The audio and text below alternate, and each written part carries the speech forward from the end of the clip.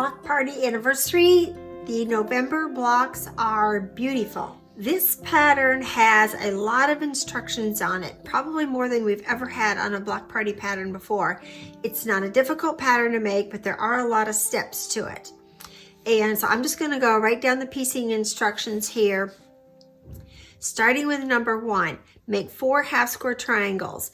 Now, we don't have diagrams to show how that's done because we just didn't have room to do that. So it says here at the end of step 1, see September for illustrated half square triangle instructions. If you're not real familiar with that technique, then just go back to your September pattern. But I'm going to go ahead and show you how to trim those up, because I know a lot of you are beginners. You've either completed the beginning class and are ready to move on to something like a block of the month, or just getting into it yourself and need a little extra help with some of these tips. The thing I notice about it is it says to trim your half square triangle to 3 inches. So my favorite tool is the Tucker trimmer, and it has lines on here for trimming it up. The half circle means half measurements like 1.5, 2.5, 3.5. The whole circle means whole measurements like 2, 3, 4, and so on. This says 3 inches. So we usually don't do it on whole, but this time we do. So I'm going to take the corner of the Tucker trimmer that has the whole circle on it and lay it right there on the seam line. And so this diagonal line is directly on my seam line, and I can see that I still have room around the whole thing to trim it off. So I will end up with a perfect 3-inch square. Turn this around, put my 3-inch line right there on that. Trim it off, and I have an exact 3-inch square with the seam going right to the corner of the square. I'm going to do that for all 4 of them, and then we'll go on to step 2. I want to show you how you can trim up your half square triangles with just a regular Creative Grids ruler if you don't have the Tucker trimmer.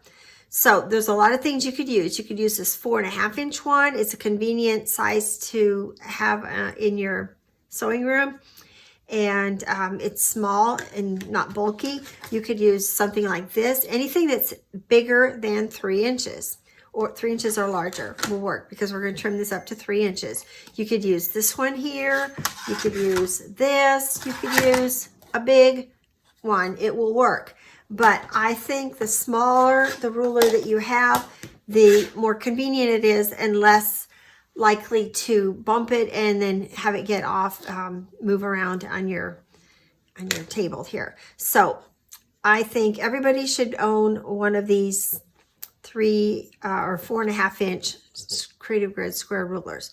Now, since it's not a 1/2-inch measurement, I'm not going to use these 1/2-inch sides here. I'm going to go over here where I have whole measurements and lay this right there on my half square triangle. It works the same way as the Tucker trimmer. This line here will be right there on your seam line, and I have extra room around the whole unit to trim it off. So I'm going to trim this off. That. Turn this around 3 inches right here.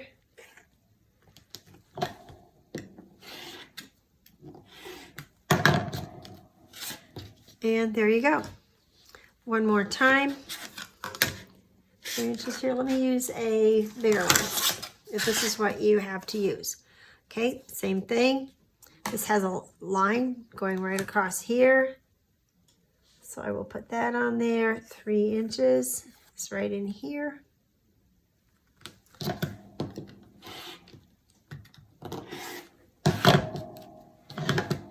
thought I did that. There we go. Turn it around 3 inches. This line is right on the seam line. Trim it up. And again, that works. The flying geese units is step number 2. Refer to the October pattern for the steps in making the flying geese unit using the 4 at a time method. So that's what I did here. I've got these all completed, ready to go, but I made some more so I can show you how I'm going to trim these up. Now the pattern at the end of step 2, it says to trim to 3 by 5.5 inches. So I'm going to take my Ultimate Flying Geese ruler and I'm going to look for the 2.5 by 5 inch cutting lines because that's what it will be finished. That's the thing about the Flying Geese ruler. You will cut it so that following the finished measurement. 2.5 by 5 inches is going to give you a 3 by 5.5 inch rectangle here. So I'm going to put that on there. 2.5 by 5 goes all the way up to the letter E. So I use the point of that triangle, and my lines here are directly on my seam line.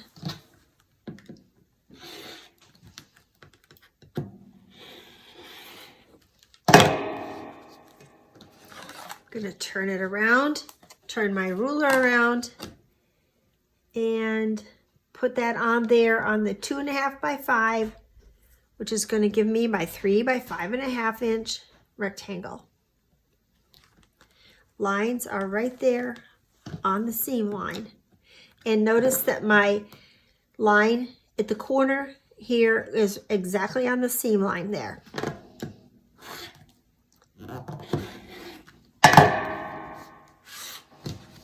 And there you go, turned out nice and beautiful.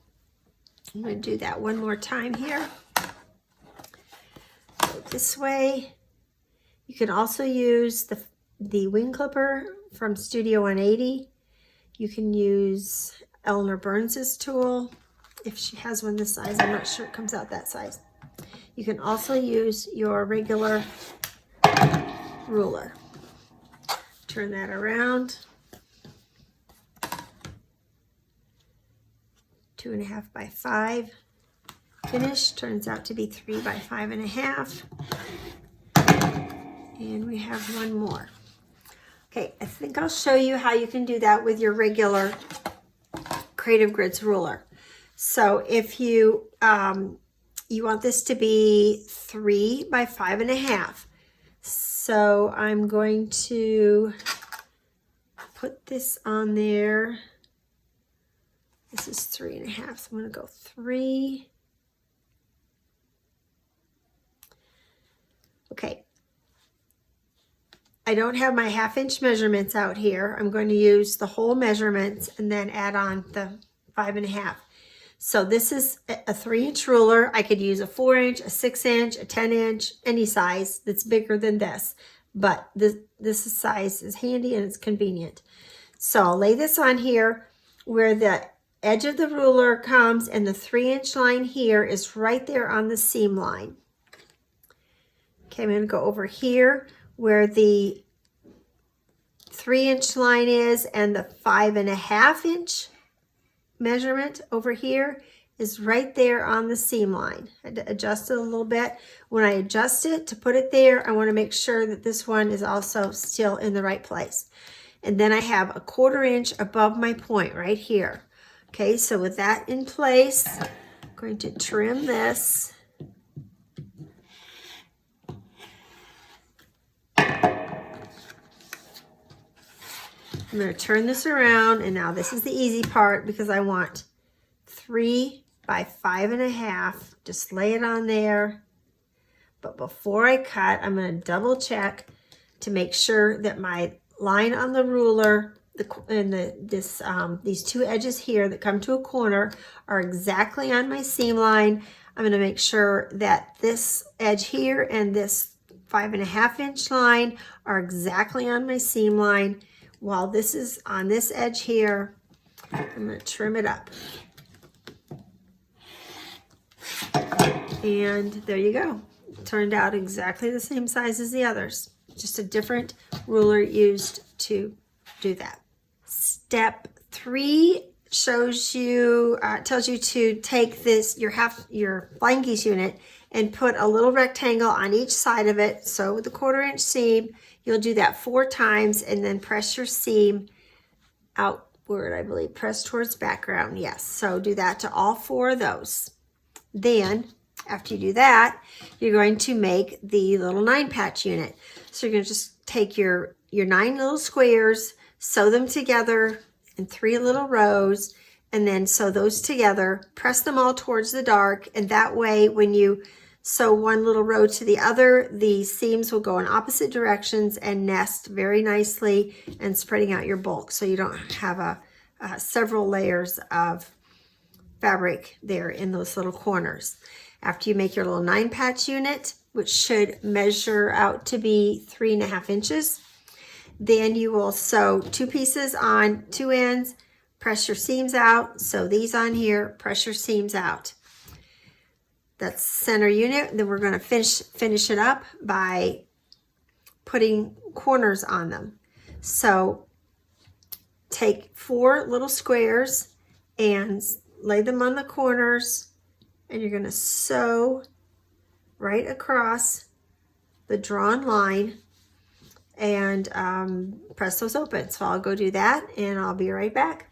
Okay, all 4 of them are sewed on, and you need to trim that off. You can either do it with the scissors, or you can just take your rotary cutter and your ruler and trim them all off like so. That way you get a nice even seam on the back. Not that it matters a lot, it'll never show, but you might find it more convenient than taking the scissors and trimming it.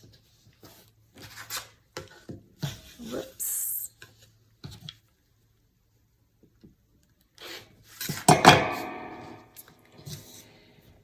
Okay, now the next step is to take these strips here, sew them on. Let's get this up here. Sew them on 2 sides, press the seams out, and then sew these on the other 2 sides, press the seams out. The next thing we're going to do is make another snowball corner. So that's how you get this little strip here. It's actually a triangle made on here, and then we're gonna triangle it again. But we will take these units here. Okay, I need to draw my line on there. This is going to go on all 4 corners, and I'll sew those on and then move on to the next step. I've snowballed these once again. Now I want to pause a minute here to explain to you, especially you beginners, why we call this snowballing. What it does is it adds an angle to the corners of your block and giving it kind of a round effect. So to show you a snowball quilt, I have this one here. All of these little blocks were made with a triangle put on 4 corners of a dark square, and then when that's done, they have a round look to them, and it's just called a snowball. So we call it the snowball piecing technique there.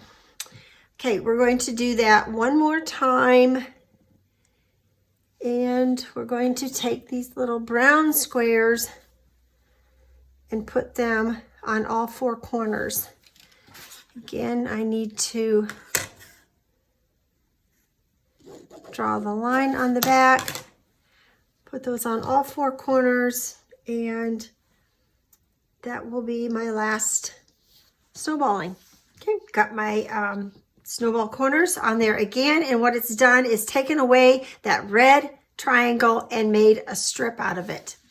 Now there's a lot of piecing going on in this block from the inside out. So I just want to point out that if your seam allowances are off even just a tiny bit, but consistently off, then by the time you get out to this edge here, or finally to the final block, then you could be off by up to as much as a quarter, or maybe, you know, 3/8 or 1/2 inch or more, so that your block doesn't turn out 12.5 inches when you're finished. So it's really important to have your seam allowances very accurate, and then your pressing also accurate. Cutting, sewing, and pressing must all be precise, and that will give you the right size block you need. Just to point out that when you sew a seam along here and you press that in one direction, then you have a little bit of a hill there on this piece, and that is taking up fabric. It's like a microscopic amount, but not very much, but it does take up a little, so that you know, it could cause your block not to be the right size. So press it well, nice and flat. One way to get around it is to put your rectangles, when you cut your rectangles, have them a little bit wider. Instead of cutting them the 1.5 inches, maybe cutting them 1 3/4 if you have enough fabric that is given to you in the kit. And then when you sew them on, then you can square up that unit before you move on. And it tells you on the pattern what size that should be. Once you sew these pink rectangles on, it tells you what size it should be. Then you can put you trim it up, then put these on here, the triangles on the corners. Then you're going to sew on these 4 white ones, cut them a little bit larger, and then trim them up before you sew on the corner units there, and that will help you to be precise. Now that we have this center square all completed, we're ready to add on the other parts of the block. This center square should be 7.5 inches. I'm going to put my ruler on here at 7.5. I have this Creative Grits ruler. It's got a 1/2 inch here, goes all the way over to 7.5, and it does come out, looks like it's just right. So if you find that it's off just a teensy weensy bit, don't worry about it. Even if your final block turns out to be off a tiny bit, fabric is flexible, it moves. When you sew one block to another, or sew this block to sashing, whatever is put into the finished pattern, then you can make it work. You can ease in, but you want as much as possible to have precision in your blocks. The Flying Geese units have the half square triangles sewed on 2 sides. The other 2 do not. They will go right here on these sides of the center unit. Then this will go to there. I wanted to point out a couple things before we move on. If you get your kit and you decide you just don't like one of the colors, one of the prints in the kit, and you want to substitute something else that you have, or get something else to go in there, that's perfectly fine. There's nothing wrong with doing that. We're not going to give you a demerit or charge you extra for doing that. There's no quilt police and those how those are made. However, we are here always to help you, but normally we don't look at them unless you would like some help. I'm going to sew these on here, and then we're going to match those up at the seams. If you had all your units come out exactly the size that they should be, then when you put them, start putting them together, things should match up. Notice here how this seam line matches right here with this seam line, so that there's no offsetting of it, which is what it should be, just like that. When you start putting these together, we're going to put this seam, these are pressed this way, this one this way. The pattern will tell you which direction to press the seams, and sometimes it will give arrows because that explains it a little better than words do.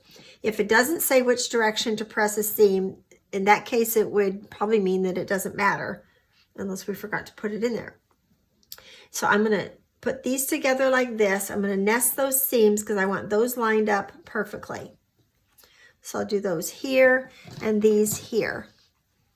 And I can pin them if I want to, or just line them up as I get to it.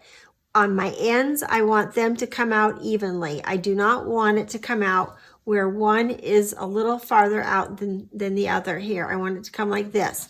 If you put these on here and one of them is a little longer than the other, pin them at the ends, pin them at the seams, put a pin or two in the middle, and then ease it in unless you're way off, and then you need to figure out what you did wrong and fix it. But if you're off a little bit, your top layer is going to be pushed along the bottom layer if you aren't careful. So that's where the pins come in to help you ease it in. Okay, look, my edges are all lined up on all the way around. And one thing I want to point out too is if you ever are sewing units together this whole length and it isn't coming out right and you're having trouble easing it in, sometimes what I'll do is somewhere towards the end, like in here, I might stop and fasten back. Well, I don't back stitch, but anyway, stop there, come back here, put these together, and then sew this way and meet up where I left off to help these to line up, because it's so important to have those lined up. Notice how I have a 1/4 inch past the points of my triangles on these flying geese units all the way around, so that when you sew this to sashing or a border or something, then you will have those points still there. You want them to be a 1/4 inch. Isn't this a beautiful block? I love this one. I think it turned out really nice. Like I said, there's a lot to it, but nothing is hard, as you can see. It's just a lot of little steps. And then here's the woodland wildflowers as well. So hope you got something out of it, and let me know what you think. Always there to help. The shop gals and I are there to help you and help to answer your questions. Thanks for participating in Block Party.